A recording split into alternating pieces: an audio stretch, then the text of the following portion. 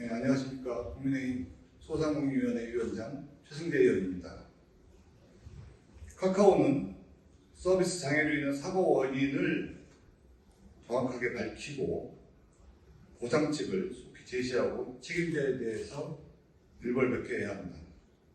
어제 15일 카카오 데이터 센터 화재로 인해 카카오 네이버 서비스 장애가 발생했고 현재까지도 일부 서비스는 복구가 안 된 상태라고 합니다.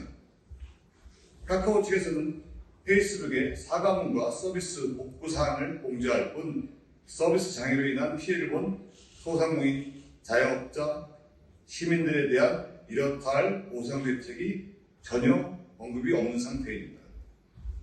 카카오는 데이터 센터를 여러 데이터 센터에 분할 백업하고 있고 상황에 따른 이원화 시스템을 가지고 있어 화재 발생 직후 이원화 조치 적용을 시작했다고 합니다.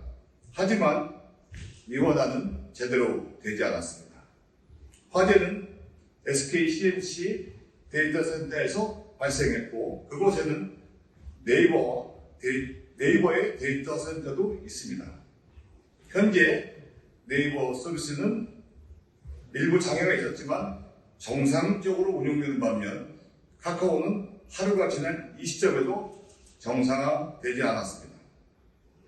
카카오가 평소 데이터 관리를 소홀히 했다는 것이 명백합니다. 사업 확장 및 수익 창출에만 집중했습니다. 카카오는 초반에 무료 서비스를 통해 가입자 수를 늘리며 이용하게 해놓고 유료 서비스 수익 사업을 통해 어마어마한 수익을 창출했습니다. 카카오 계열 서비스 가운데 카카오톡, 카카오택시, 카카오페이, 카카오맵, 카카오네비, 카카오버스, 카카오지하철, 카카오페이지, 포털 사이트, 다음 등 대부분의 서비스가 중단되었고 장애가 발생하였습니다. 카카오 엔터테인먼트는 멜론에 대한 이용 장애로 이용권을 보유한 고객들에게 사용기간을 3일 연장 보상책을 내놓고 카카오 웹툰은 서비스 장애 기간 내 대여 중인 웹툰 회차 및 만료된 회차의 연락기간을 72시간 연장이라고 발표했습니다. 하지만 서비스 장애로 인한 소상공인과 자영업자들에 대한 이렇다 할 보상은 현재까지 오리무중입니다. 평상시 소상공인과 자영업자에 대한 배려는 전혀 없었다는 것입니다. 올해 6월 말 카카오페이 가맹점은 166만 개로 올해 2분기 카카오페이 결제액은 29조 1천억 규모로 이번 서비스 장애로 인한 소상공인 자영업자 피해는 상당할 것으로 보여지고 여전히 고통받고 있습니다. 소상공인과 자영업자들의 보상은 멜론과 웹툰 방식과는 전혀 달라야 할 것입니다. 지난해부터 KT, 전국통신장애 사태 등 크고 작은 데이터 사고가 발생했음에도 불구하고 카카오는 대비하지 않았습니다.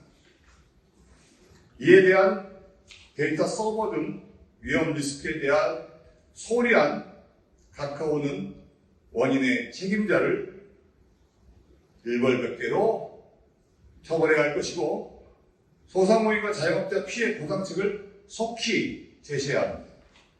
카카오는 이번 사태를 어물쩍 넘어가서는 안 될 것입니다. 서비스를 이용하는 소상공인 자영업자들의 생존이 걸렸던 문제입니다. 아울러 데이터로 인한 사고로 인해 차후에 국민들의 피해가 예방되고 재산 등을 보호받고 데이터 센터의 서버 장애 등이 재발되지 않도록 IDC 안전을 위한 방송통신발전기본법 등을 정비하도록 하겠습니다. 또한 카카오를 비롯한 소비자들의 정보를 독점하고 있는 플랫폼 대기업들이 데이터 서버 등에 대한 위기 대응 시스템을 정비해야 할 것입니다.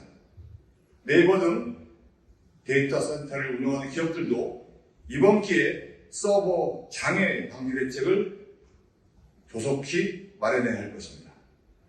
지난 KT통신장애 사태에서 데이터 서버에 대한 피해 대책이 제대로 마련되지 않았었지만 본의원이 나서서 보상에 대한 체계와 시스템을 지적하며 대책을 강구하라고 했지만 여전히 아직까지 안일하게 대처하고 있었던 것입니다.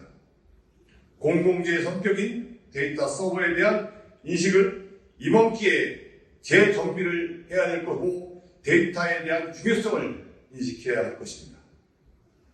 2022년 10월 6일 국민의힘 소상공인위원회 위원장 최승재 감사합니다.